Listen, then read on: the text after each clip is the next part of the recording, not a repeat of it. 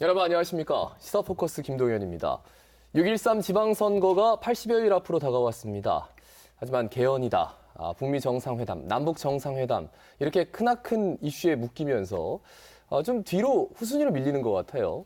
지방선거의 정작 지방이 없어지는 것 같아서 좀 안타까움도 있습니다. 그렇다면 6.13 지방선거 앞으로 관전 포인트는 어디에 있고 또 어떻게 전망해 볼 수 있을까요? 세 분과 함께하겠습니다. 먼저 안철현 경성대 법행정정치학부 교수입니다. 안녕하십니까. 자, 이어서 김영일 신라대 국제지역학부 교수입니다. 네, 반갑습니다. 자, 마지막으로 이훈전 부산경실련 사무처장입니다. 예, 반갑습니다. 자, 세 분과 본격적으로 말씀을 나누기 전에 사실 이번 정부가 뭔가 많이 해서 그런지 좀 오래된 것 같은데 아직 1년이 잘 안 됐습니다. 그래서 중간 평가 성격이 과연 이번에도 유효할지 그 전부터 좀 여쭙고 싶어요. 이번 지방선거의 의미 어떤 게 있을까요? 어떻게 보십니까? 네. 세 가지 정도가 있을 것 같은데요. 네. 하나는 역시 그 중앙정부의 이제 촛불 이후에 탄생한 그 문재인 정부가 과연 1년 동안 어떻게 했는지 하는 중앙정부에 대한 평가, 네. 그것이 분명히 있을 것 같습니다. 야당도 지금 원하는 것이고 또 그 문재인 정부도 피하고 싶은 주제가 아니기 때문에 네. 자신들이 했던 일을 국민들로부터 평가를 받고 싶을 것이고 또 아울러서 지금 행정부만 이번에 교체됐기 때문에 예. 국회는 사실 그대로죠. 그래서 국회에 막혀 있는 여러 가지 법제도적 그 개혁들을 지금 국민들에게 역시 또 말씀드리고 싶을 거기 때문에 그런 의미에서도 양측이 모두 정부의 그 1년 동안 평가 그것을 피하지 않을 것이기 때문에 지방선거임에도 중앙선거처럼 될 가능성이 높습니다. 예. 지방조차도 지방의 그 촛불 전국 이후의 그 적폐청산 그리고 나라다운 나라 이런 구호가 이번 지방선거를 통해서 지방에서도 발현될 수 있을 것인지 하는 그 관심이 이번 지방선거의 중요한 초점이 될 것이기 때문에 예. 역시 그것도 지방의 이슈는 아니지만 그러나 지방을 바꿀 수 있을 것인가가 또한 중요한 그 의미로 등장할 것 같습니다. 일단 예, 지금 정부의 중간 평가 성격은 있고 그렇죠. 플러스 알파를 있다면 지방 정부의 그동안에 이제 적폐청산에 이 카테고리가 맞아 들어갈 수 있을 것인가? 그렇죠. 예, 다시 한번 봐야 된다. 알겠습니다. 자, 김 교수님은 어떻게 의미를 평가하고 계시는지요? 네, 조금 전에 안 교수님 말씀하신 것처럼 모든 선거는 중간 평가적인 성격을 가지고 있다는 점은 전적으로 동의를 하고요. 이번 선거에서 또 하나 유의 깊게 생각해야 될 부분은 그동안 뭐 촛불과 탄핵 그리고 정권 교체로 숨가쁘게 한국 정치가 바뀌어 오면서 거의 민심은 하나의 정당이 독주하는 형태로 여론조사에서 계속 나타나고 있습니다. 예. 그런데 국회라든지 지방정부 또는 지방의회 같은 경우는 여야가 아주 대등하거나 균형을 이루고 있는 그래서 민심으로 나타난 일방적인 정치 지형하고는 상당히 불균형을 이루고 있습니다. 네. 과연 그러한 것들 중에서 어떤 것이 정말 국민들이 생각하고 있는 민심인가를 이번 선거를 통해서 어느 정도 읽어낼 수 있는 그런 의미도 또 가지고 있지 않을까 생각이 듭니다. 네. 그 여론조사와 조금 괴리되어 있는 현재 이제 정치 체제, 권력 그 집단들의 모습이 과연 맞는 건지에 대한 네. 국민들의 의견이 고스란히 드러날 수 있다 이런 말씀이시네요. 자, 이훈전 사무처장님 어떻게 보십니까 이번? 예, 동의하는 측면이 있습니다. 네. 특별히 이제 부산시장 선거 같은 경우는 전국의 17개 시도지사 선거의 결과가 어찌 되냐에 따라서 대한민국의 정치적 방향들이 결정날 것이고 네. 그것이 결국 문재인 정부의 개혁이라든지 이런 것에 힘을 얼마큼 실을 수 있느냐의 이제 숫자로 나타날 가능성이 있습니다. 그런데 또 한편으로는 부산으로 보면 부산에는 이제 1991년 이후에 지방자치가 도입된 이후에 한 당이 독점해왔던 지방 권력이 얼만큼 교체될 수 있는 가능성이 어느 때보다 높은 때이고 적어도 부산에서 처음으로 경쟁 체제, 정치적 경쟁 체제가 도입될 가능성이 매우 높은 그런 선거라고 저는 생각합니다. 예, 알겠습니다. 자, 그럼 세 분과 함께 본격적으로 좀 말씀을 나눠보죠. 여러 가지 의미를 짚어주셨는데 사실 중간 평가의 성격이 너무 이렇게 천착돼 있다 보니까 글쎄요, 당장 부산이 너무 안 보인다. 이런 얘기는 분명히 하실 수 있을 것 같은데 뭐 어떻게 생각하십니까? 좀 전에 했던 이야기를 연장해서 하자면 중앙정부의 그러니까 야당에 의한 중앙정부의 평가 그것이 네. 첫째면 둘째는 중앙정부 문재인 정부도 이번엔 어떻게 보면 야당의 평가라는 예. 형태로 같이 그 중앙정부의 평가로 볼 수가 있다면 지방에서 이제 촛불이 사실 그 지방에는 어떤 의미를 가질 것이냐 하는 것이거든요. 그래서 만약에 촛불을 그냥 박근혜 전 대통령을 몰아내는 것으로 그친다면 그러면 지방에는 촛불의 바람이 좀 불지 않겠지만 예. 만약에 촛불이 혁명이고 그것이 적폐청산 나라다운 나라를 원하는 것이 다수였다면 그 촛불은 지방에서도 여전히 유효할 것이고 그러면 과연 지방정부에서는 적폐가 없느냐 혹은 지방정부는 정부다운 정부냐 예. 하는 것에 대한 의문이 나오면서 그것이 이제 지방 권력 교체라든지 하여튼 다른 어떤 형태로든지 발동을 하게 될 것 같습니다. 그렇게 예. 되면은 이 지방이라고 해서 뭐 이슈는 각 지방마다 다를 수가 있겠죠. 네. 집회의 종류가 다를 수가 있듯이 그러나 지방에서도 그런 생각을 가지고 본다면 지방에서도 이거 촛불의 영향이 여전히 강하게 살아나면서 역시 그 지방선거도 좀 활발한 선거가 될 수 있지 않을까 그런 생각을 한다면 그런 생각이 듭니다. 단순히 중앙정부의 중간평가 성격이 아니라 지방정부에 있었던 여러 가지 것들을 적폐청산의 의미에서 꼼꼼히 더 따져보면서 그렇죠. 예, 평가할 수 있는 계기가 될 수 있다. 촛불바람이 또 불 수 있느냐. 이게 관건이다. 예. 그런 측면에서 이번 지방선거는 중앙뿐만 아니라 지방의 모든 적폐 그다음에 과거에 있었던 뭐 불합리함을 제거하는 그런 식으로 정권 교체라든지 아니면 또 지금 정부가 잘하고 있으면 잘하고 있다고 지지를 하든지 이런 것들이 반영이 돼야 되는데 한편으로는 아쉽게도 과연 그게 정말 그렇게 될 수 있을까에 대한 두려움도 사실은 있습니다. 무슨 얘기냐면은 지방 정부가 가지고 있는 지방 선거에서만 나올 수 있는 네. 지방의 정책이라든지 이슈 이런 것들이 다 중앙 정권의 이 쟁점들에 함몰되어 버려서 정작 지방에서 중요하게 다루어야 될 쟁점들이 없는 선거가 되어 버려서 시민들이 그러면은 지방에서 일어나는 선거는 우리는 이제는 중앙과 계속 종속되는 그동안 지방 정치가 중앙에 계속 종속되는 그러한 현상을 보려왔는데 네. 이번에도 역시 그런 것들을 좀 더 고착시키는 결과가 되지 않을까라는 아쉬움, 두려움도 사실은 좀 있습니다. 알겠습니다. 그러면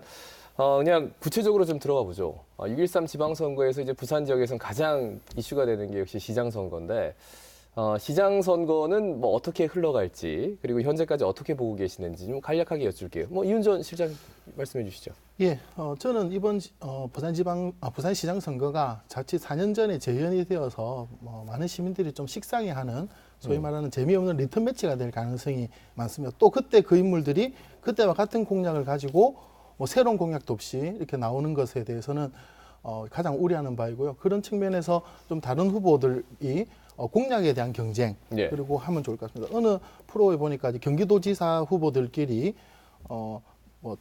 버스 준공인재 관련해서 다 치열하게 공약 갖고 예산 뭐 이런 걸 꼭 하는 걸 봤는데 부산에서도 그런 일이 좀 있어야 될 것 같고요. 여전히 아직도 이제 부산시장 후보들이 내세우는 것들 보면 여전히 대규모 토목공사를 계속하겠다라는 이런 거여서 이게 사실은 부산 시민들을 위한 어떤 생활 정치, 생활에 대한 공약들이 있어야 되는데 그런 것이 많이 부족하고 또한 새로운 인물들, 새로운 정책이 없어서 자칫 재미없는 선거가 될 가능성이 있습니다. 물론 이 시장 선거의 결과에 따라서 특히 부산은 전국적으로 주목하고 있는 곳이기 때문에 이 결과가 굉장히 전국적으로 중요할지도 모르겠지만 어쩌면 부산 시민들의 삶에는 이 시장들이 내세우는 공약들이 굉장히 중요한데 그런 것이 없어서 재미없을 가능성도 있다 이렇게 저는 봅니다. 네, 알겠습니다. 재미없을 가능성이 있다. 근데 아직 경선도 시작을 안 했기 때문에 뭐 리턴 매치다 이렇게 딱히 얘기는 할 수 없지만 전체적인 흐름에서 그 선거가 되지 않을까? 이런 걱정을 했단 말이죠. 뭐 안 교수님 동의하십니까? 어떻게 보시는지? 그야말로 그 새로운 정책 공약이랄지 하는 것은 이제 봐야 될 것 같고 아마도 지금 특히 그 변화시키고자 하는 척이나 아마 현직 측에서도 새로운 걸 내놓으려고 열심히 준비하고 있을 거예요. 네. 그렇지 않고서는 이번 선거는 과거처럼 그렇게 만만한 선거가 아니기 때문에 예. 아마 양측이 틀림없이 뭘 많이 내놓을 것 같은데 오히려 이제 너무 많이 내놓아 가지고 실천하지도 못할 것들을 또 막 잔뜩 벌려놓지 않을까 하는 걱정은 됩니다만 네. 뭔가를 내겠죠. 근데 이제 그런 측면도 있지만 아까 제가 말씀드렸듯이 부산 시민들의 입장에서 보자면은 지금 이번에 이제 굉장히 중요한 선택을 해야 되지 않습니까? 사실은 그 공약 같은 것이 이제 그 당이나 후보를 평가하는 데 굉장히 중요하겠지만 그 이전에 부산 지역의 그야말로 20년 이상 계속되어 온 그 지배 그룹들, 지배 세력들을 이걸 이제 어떻게 좀 한번 바꿀 것이냐, 그대로 다시 한번 기회를 줄 것이냐 하는 판단을 해야 될 것이기 때문에 이번 선거가 그렇게 부산 선거는 그렇게 맥없는 선거가 되지는 않을 것으로 생각하고 또 그렇게 기대를 합니다. 알겠습니다. 앞으로 분명히 변수가 있겠죠. 그래서 항상 나오는 분들 빼놓고 지금 그 군소정당 후보도 그리고 조금 열세 있는 후보들 얘기를 좀 해볼게요. 일단 서병수 시장이 단수공천이 됐고 이에 반발해서 이종혁 전 최고위원이 무소속 출마를 합니다. 이게 서병수 시장한테 좀 타격이 될까요? 김영일 교수님.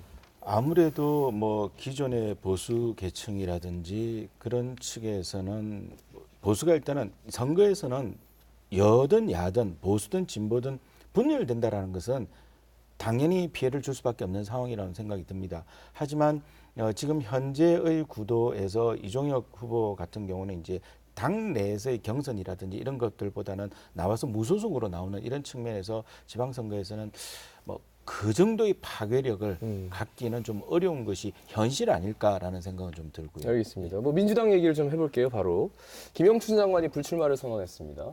여기에는 여러 가지 이유가 있을 것 같은데 일단 뭐 어디에 이유가 있는지 좀 여쭤볼까요? 안 교수님 어떻게 판단하고 계시는지요?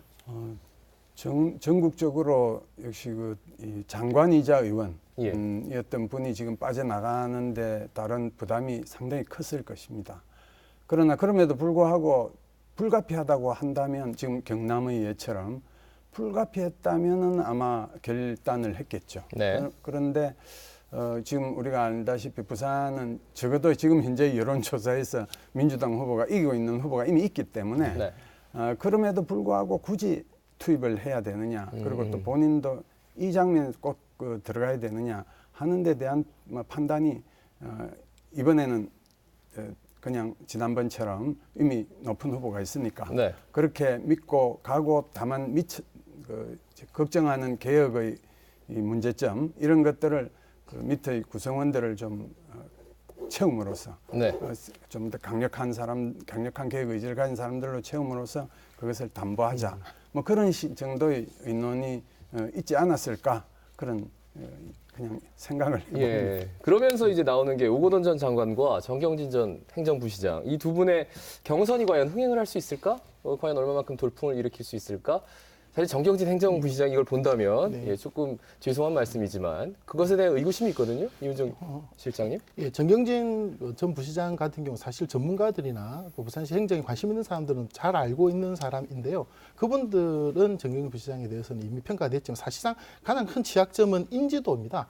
사실 오거돈 전 장관님 같은 경우는 여러 번 이미 출마한 상태인데 정경진 전 부시장 같은 경우는 이제 사실 정치 신인이어서 예. 그런 측면인데 현재 이제 유일하게 남은 원팀을 구성하긴 했지만 유의하게 남아 있는 후보가 오거돈 전 장관과 지금 정경진 부시장인데 이 두 분의 경선이 흥행이 되어야만 되고 또 그 과정에서 치열하게 아까 뭐 그럼에도 불구하고 부산을 위한 정책 대결이라든지 또 두 사람의 후보 자질 경쟁 이런 것들을 통해서 좀 흥행이 되는 것이 중요하고 그것을 통해서 또 본선에서도 좀 치열한 것들이 좀 돼야 되기 때문에 저는 뭐 개인적으로 정경진 후보가 끝까지 좀 최선을 다하고 그 가운데 뭐 분명 또 뒤집을 가능성도 있기 때문에 좀 예. 그런 걸 염두에 두고 끝까지 최선을 다하는 것이 저는 부산 시민을 위해서 마땅한 일이지 아까 제가 재미없을 거라고 생각했던 그냥 무난하게 오거돈 후보가 되고 또 그렇게 해서 서병수 시장하고 리트매치가 되는 것보다는 좀 그런 일들이 있어야 된다 생각하고요. 네. 저는 이제 그 외에 지금 또 말씀하시겠지만 바른미래당의 이성건 후보 같은 네. 경우에도 좀 젊은 층, 상대적으로 젊은 후보가 젊은 공약들을 좀 내세우고 하는 바람 그리고 진보정당인 정의당에서 나오는 박주미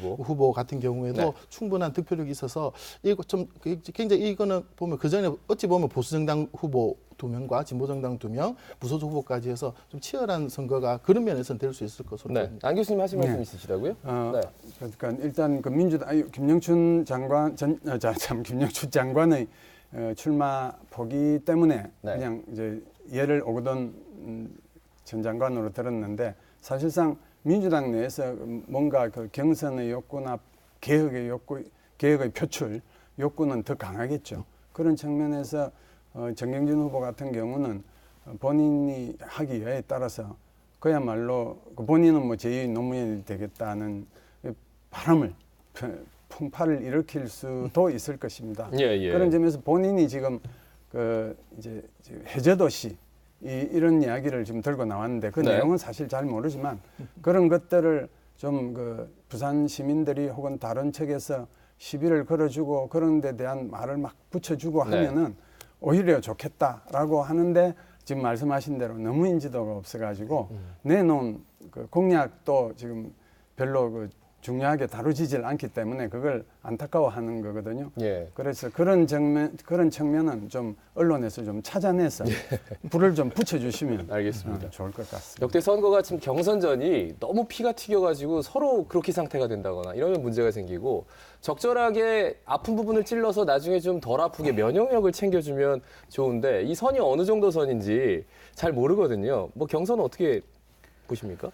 방금 두 분께서 말씀하신 것처럼 어떻게 보면은 굉장히 재미없는 선거처럼 흘러갈지도 모르는 이 전국인데 예. 중요한 것은 교수님이 얘기하신 것처럼 언론에서도 그렇게 만들어야 되고 후보들도 그렇게 만들어야 된다고 생각을 합니다. 아까 모두에서 제가 말씀드린 것처럼 지방선거이거든요. 분명히 아무리 중앙의 정권이 중앙의 정치 흐름이 흘러가지만 그것에 전체적으로 휩쓸려가서는 안 된다고 생각을 합니다. 예. 그래서 그것이 아닌 지방의 어떤 모습을 내보이기 위해서는 이런 경선에 나선 후보들이 자기 정책들을 만들어내고 이것들을 가지고 아주 경쟁하면서 그리고 이제 당내의 경쟁에서 졌을 때는 상대 후보가 그것을 또 안을 거는 안고 이렇게 같이 가는 모습들을 보여주는 것이 국민들에게 재미를 줄 수 있고 또 호응을 받을 수 있는 정치이기 때문에 예. 그런 정치를 할 경우에 오히려 국민들이 또 시민들이 더 지지를 해줄 수 있지 않을까라는 생각이 들어서 결코 이 당내에서의 경선을 가볍게 봐서는 안 될 거라고 생각이 듭니다. 알겠습니다. 바른미래당 이성건 시당위원장도 이제 후보를 출사표를 던졌는데 이분은 특별히 이제 나이에 대한 얘기를 좀 하더라고요. 오 전 장관이 지금 1948년생, 만으로 69세, 서 시장이 1952년생. 만으로 66세. 그러니까 상대적으로 본인은 이제 나이가 어리다는 것을 이제 어필하고 있는데 이게 어느 정도 좀 유권자들한테 먹힐까요? 어떻게 보십니까? 나이 지금 이거 가장 강력한 무기니까요. 그건 뭐 그렇습니까? 자기한테 있는 장점을 최대한 밀고 나가는 거 중요하죠. 그리고 사실은 이성근 후보 같은 경우에도 지금 전국적으로도 사실 이번이 보수 세력 이번 선거의 또 하나의 관전 포인트는 과연 보수 적통을 그대로 자유한국당이 이어갈 것인가. 그렇지 않으면 지금 이제 바른미래당 이런 쪽에서 좀 합리적이고 뭐 개혁적인 보수를 표방하는 그 쪽으로 좀 이 보수의 중심이 이동할 수 있을 것인가. 예. 그런 가능성을 이번 선거에서 보여줄 수 있을 것인가 하는 것도 이번 선거의 사실은 굉장히 중요한 의미이자 특징입니다. 개혁 보수, 젊은 보수의 이미지를 보여주는 것도 그렇죠. 그런 점에서 부산 시민들께서 이제 자유한국당의 그러니까 이성건 후보로 대표되는 어쨌든 바른미래당 예. 개혁적인 보수를 표방하는 분들한테 어느 정도 표를 좀 주실지 자유한국당이 여전히 많이 주고 이쪽은 없었던 세력으로 만들어 버릴지 예. 그런 것이 부산의 보수가 앞으로 어떤 방향을 지향할지를 판가름할 수 있는 굉장히 중요한 것이고 그런 점에서는 이성근 후보가 어느 정도 표를 얻느냐 자체도 굉장히 중요할 것 같습니다. 네. 그러면은 정의당 박주미 시당위원장도 지금 후보로 예비 후보로 등록을 했기 때문에 진보 세력이 너무 이렇게 더불어민주당에 끌려가는 게 아닌가. 그래서 이슈화가 못 된다. 이런 얘기를 좀 하거든요. 이훈전 처장님께 좀 여쭤볼까요? 저는 진보정당이 자신의 후보를 내서 끝까지 완주하는 것이 필요하다고 봅니다. 그 전까지는 사실 현재 진보 세력 분류되고 있는 민주당이 약하니까 부산에서 항상 이제 뭐 야권 단일화 그때 당시는 그렇게 했었지만 지금은 목소리를 내서 진보적인 목소리 아까 제가 말씀드린 것처럼 뭐 현재의 구도대로라면 진보 정당의 후보 2명, 보수 정당의 후보 2명, 그리고 무소속 후보가 나왔는데 뭐 보수적 얘기는 없지만 양쪽 얘기들 같이 하는 것이 저는 전체적으로는 중요하다고 보고요. 그렇게 네. 해서 시민들의 선택을 받는 것이 저는 중요하고 바른미래당을 다시 한 번 더 얘기 드리면 최근에 어쨌든 뭐 이명박 대통령 구속과 박근혜 대통령 탄핵 이후에 좀 멀어진 보수 세력들이 어디에 표를 줄지 모르고 있는데 그것이 그 표가 사실은 바른미래당으로 갈지 안 갈지 잘 모르겠는데 일선에서 바른미래당 쪽 얘기를 들어보면 아직까지 부산에서조차도 배신자 프레임들이 좀 강해서 실제로 어느 정도 득표를 가질지는 사실 의문이다 이렇게 보여집니다. 알겠습니다. 자, 이렇게 해서 지금 나와 있는 사실 부산 시장인 서병수 시장에 대해서는 저희가 언급을 많이 안 했는데 이게 단수공천이 살짝만 언급을 하고 갈게요. 이게 본인한테 득이 될지 독이 될지 이거는 어떻게 판단하신지 좀 여쭤보고 싶습니다. 저는 개인적으로는 뭐 서병수 시장은 기존의 시장이시고 네. 그런 측면에서 이 당내 경선을 통해서 인지도를 올릴 수 있다 이런 측면보다는 자기가 가지고 있는 기존의 시장으로서의 기득권의 표현보다는 이미지를 그대로 밀고 나갈 수 있다는 측면에서는 오히려 실보다는 득이 더 많지 않을까. 저는 뭐 개인적으로 그렇게 한번 생각을 합니다. 예, 동의하십니까, 안 교수님? 네, 아무래도 그 상처를 덜 입는 방법이 되겠죠. 상처를 덜 입고 오히려 후보를 보호하는 차원은 단수공천이 낫다 이렇게. 자, 그러면 우리가 항상 시장만 생각하는데 시의회 선거, 시의원을 누가 뽑느냐, 어떤 당이 다수당이 되느냐 이것 또한 굉장히 중요한 문제인데 우리 시민들이 관심을 많이 안 가지는 것 같아서 이 점은 저희가 좀 짚어보고 싶습니다. 이훈전 처장님이 항상 시의원 잘 뽑아야 된다 이런 얘기 하시잖아요. 기본적으로 모든 언론의 관심도 사실 시장에 가 있고 네. 그다음 관심이 구청장에 가 있습니다. 그렇죠. 사실은 어느 구청장을 매석하기는 중요한데 사실은 부산광역시 같은 경우에 시민의 삶을 굉장히 좌지우지할 수 있는 권한이 있는 곳이 시의회입니다. 근데 부산은 1991년도 이후에 지난 28년 동안에 한 당에서 독점을 했습니다. 제가 역대 다이틀을 조사해보니까 무소속이 몇 명 당선된 적 있고 자민련 소속으로 한 명 당선됐는데 다시 합당을 했죠. 그래서 현재 민주당 계열에서 한 명도 되지 않았습니다. 현재 47명의 시의원 중에서 42석의 지역구 의원이 모두 한정당 소속에서 당선이 되었었고 비례대표 5명 중에서 3석이 또 같은 정당. 그러니까 47명 중에서 45명이 한정당인 그런 의회가 구성이 되는데 어떻게 부산시의 행정을 감시하고 견제할 수 있겠습니까? 저는 이것들이 좀 경쟁력을 갖추기 위해서 이번에 민주당에서 어느 정도 시의회에 진출해야 된다고 보는데 그것이 꼭 민주당이 가야 된다는 것이 아니라 호남에서도 마찬가지로 민주당이 일당 독점하기 때문에 생기는 폐해들이 많습니다. 그래서 한 당이 의회를 독점하기 때문에 생긴 이 부산, 경남, 그다음에 네.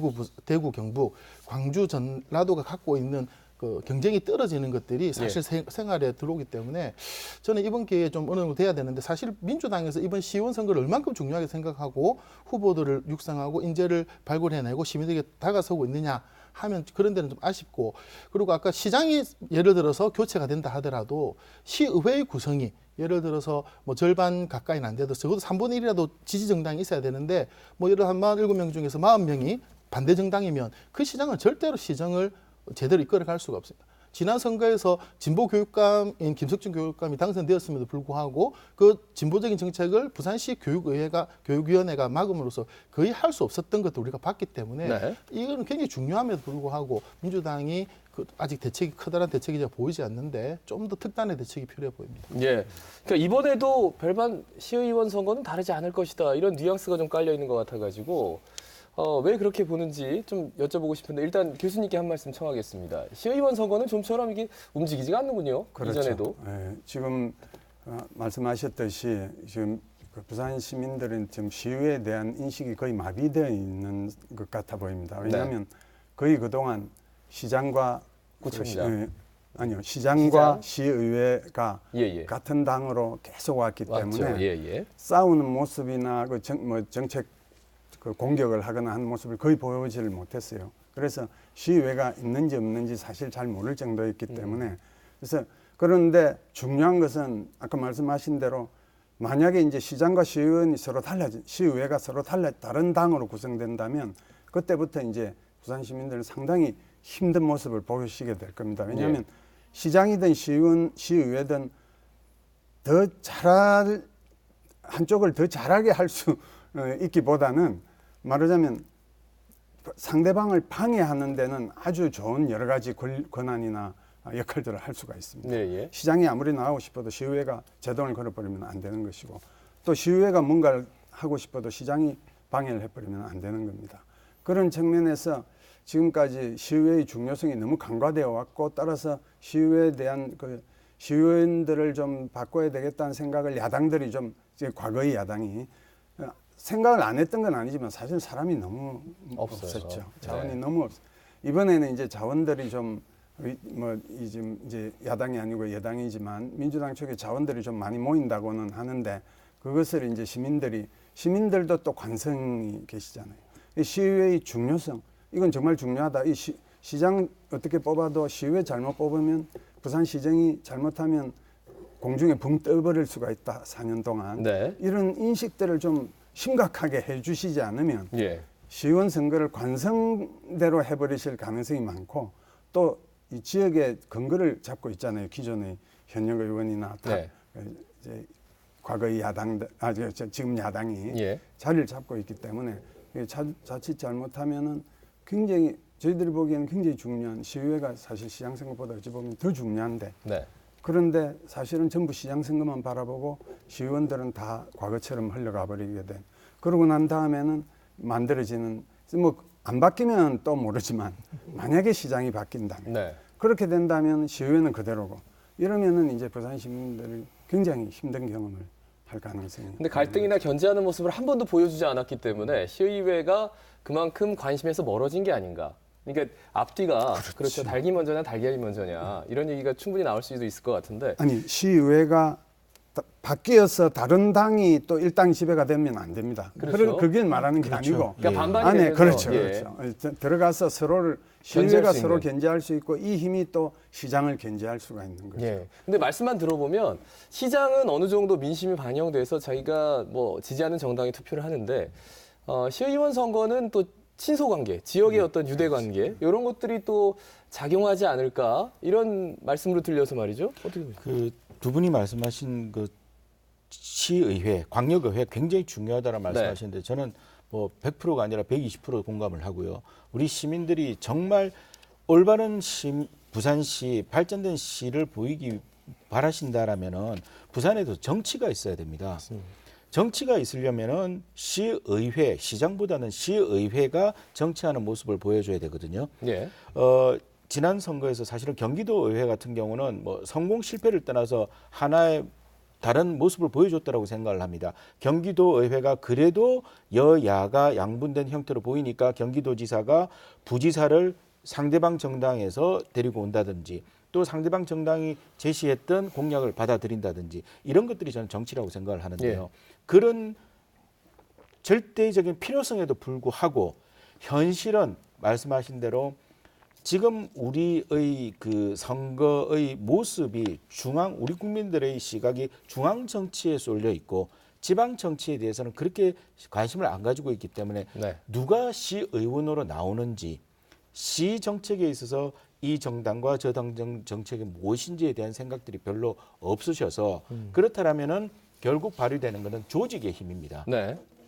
그 조직의 힘이라면은 지금까지 부산시의회를 석권해왔던 하나의 정당이 가지고 있는 조직 이걸 무시할 수가 없기 때문에 그렇게 해서 자꾸 반복이 되는 형태라서 이번 선거만큼은 정말 시민들도 시의회 선거에 관심을 가지고 또 아까 말씀드린 뒤에 조금 얘기가 나올지 모르겠습니다만은 언론이나 시선거관리위원회에서조차도 시민들이 시의회에 출마하는 사람들의 면면을 좀 더 잘 알 수 있도록 더욱 많은 기회를 만들어내는 것이 중요하다는 생각이 듭니다. 예.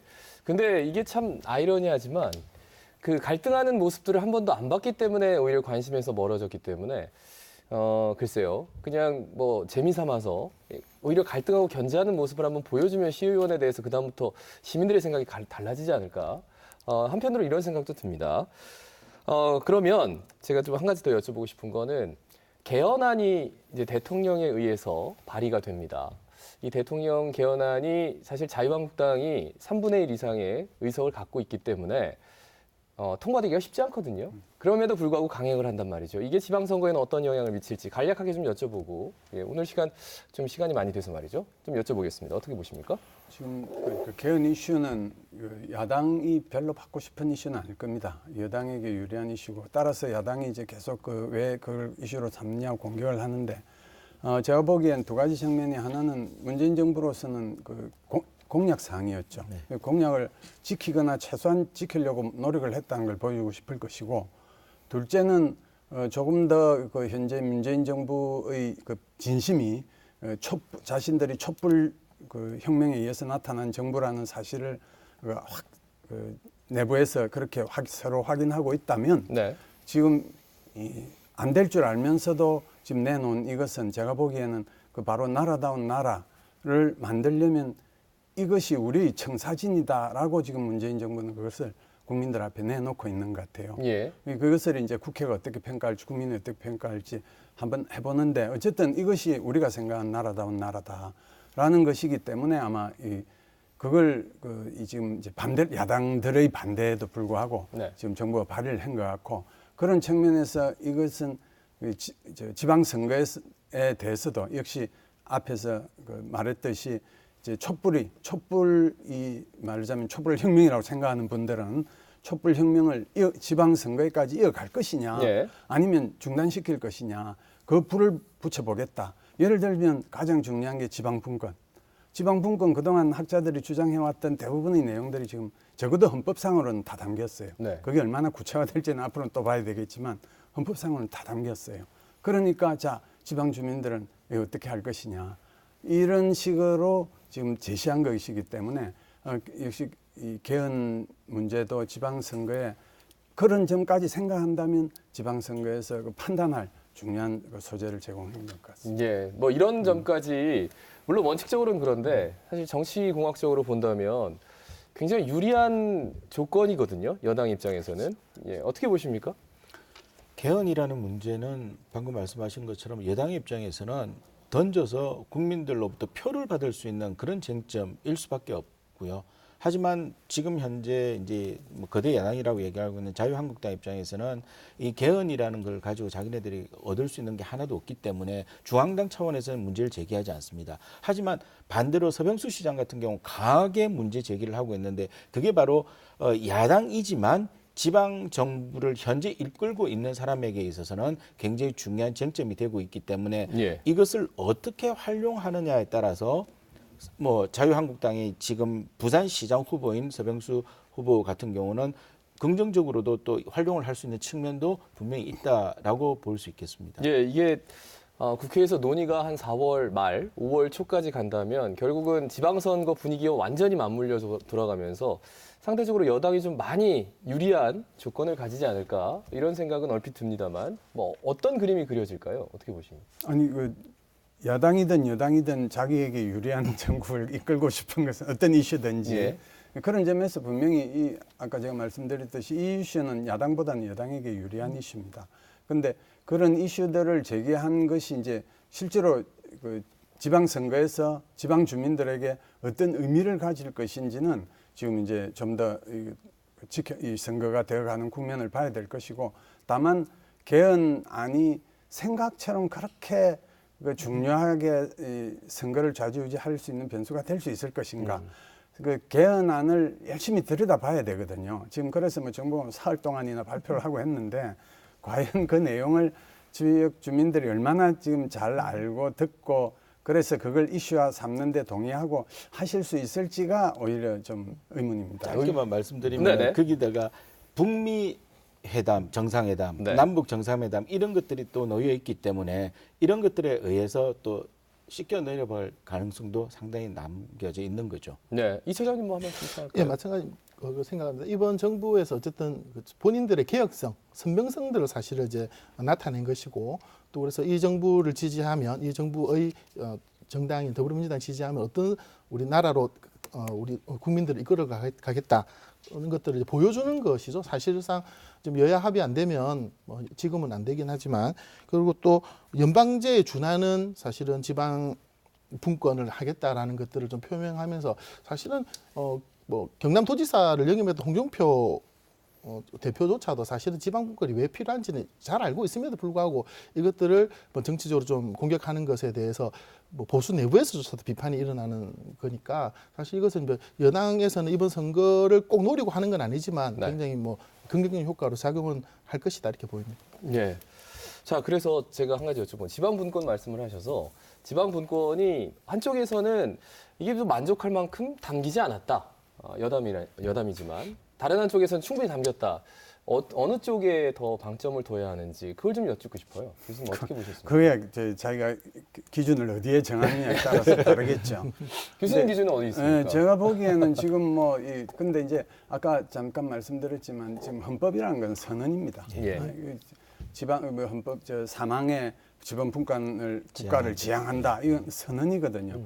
그럼 중요한 것은 그 선언이 아니라 그것이 이제 그다음에 얼마나 법제화되고 영어로 나오고 뭐 이렇게 실천이 돼 나가야 되는 것인데 그런 점에서 사실은 뭐 지금 이걸 가지고 우리가 그 지방분권의 그걸 판단할 수는 없지만 그러나 아까 역시 말씀드린 대로 그동안 지방분권을 주장했던 뭐 저도 그렇지만 많은 학자들이 만약에 헌법이 바뀐다면 네. 이런 정도의 내용은 헌법에 상징적으로 담아야 한다. 뭐 지금 자세히 들여다볼 수는 없지만 그런 내용들이 거의 이번에 다 들어갔어요. 거의 들어가 있는 헌법안을 냈기 때문에 제가 보기에는 뭐 이제 실천의 문제는 남겨져 있지만 안으로서 생각한다면 이 정도면 지방분권의 입장에서는 괜찮다. 그렇게 판단할 수 있을 것 네, 김 교수님도 뭐 저도 안 교수님 의견에 찬성을 하는데요. 그 문제는 헌법에 지방분권이 상세하게 들어간다는 건 사실 맞지가 않습니다. 문제는 이것이 앞으로 실천 과정에서 어떻게 해 나가야 되는가가 더 중요한 것이고 아까 서 시장님 얘기를 했습니다만 서 시장님 입장에서는 선거를 앞두고 있기 때문에 강하게 문제를 제기할 수 있지만 실현되는 것은 나중에 지방선거가 끝나고 난 다음에 그 사람들이 만들어지고 시장이 선출이 되고 의장이 시의회가 구성이 되고 중앙정부와의 협의와 관련 통해서 실천되는 과정 속에서 목소리를 높이거나 만들어 나가야 하는 것이라는 생각을 하고 있고요. 예. 그런 측면에서 지금 현재 그리고 지방분권이라는 게 하루아침에 선언적으로 모든 것들을 다 준다. 이건 불가능한 상황입니다. 그래서 점진적으로 나아가야 되는 순서가 맞다라는 생각이 듭니다. 예. 한 80여일이 남았기 때문에 아직까지는 본선 누가 나왔는지 이게 정해지질 않아서 아무래도 좀 구체적인 대안이 나오진 않았는데 그래도 전체적인 흐름은 좀 정리가 된 것 같습니다.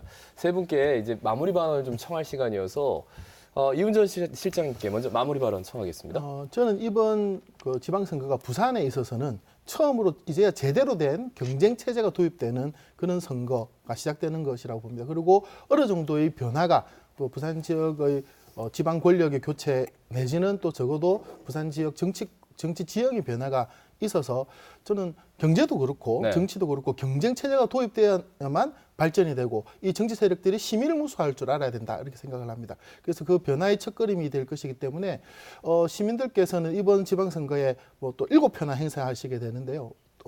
아직도 많이 남았지만 나중에 선거 공모물이 오고 하면 꼼꼼하게 읽으시고 뭐 기존에 뭐 본인이 지지하는 뭐 이념에 맞는 정당도 있겠지만 지연이나 학연 벗어버리시고 정말 우리 삶을 변화시킬 수 있는 사람이 누군지 꼼꼼하게 체크하신 다음에 투표하셔서 부산의 변화를 이끄는 그런 동력이 되기를 바랍니다. 예. 7표면 많긴 많네요. 예, 정말 많긴 많네요. 어떻게 마무리 발언 어떻게 해주시겠습니까? 저는 지방선거가 대통령 선거, 국회의원 선거보다 더 중요한 선거가 돼야 된다고 생각을 합니다. 그래서 국민들이, 시민들이 선거에 참여하는 비율이 대통령 선거보다 훨씬 넘어서는 것이 지방 정치가 살 수 있는 길이라고 생각을 하고요. 여러 가지 전국의 혼란함에도 불구하고 시민들이 이번 지방선거에 꼭 관심을 가지고 많은 자신의 의견을 표출해 주셨으면 하는 생각입니다.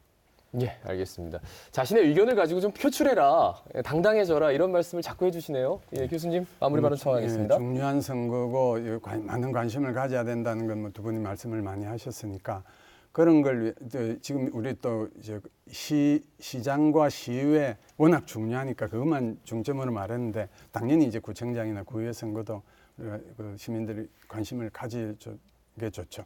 예, 아까 말씀드린 대로 지금 이번 선거는 잘못하면은 지금 이미 그런 말씀을 하시는 분이 계십니다. 싱거운 선거가 될 것이다. 맥 빠진 선거일 것이다.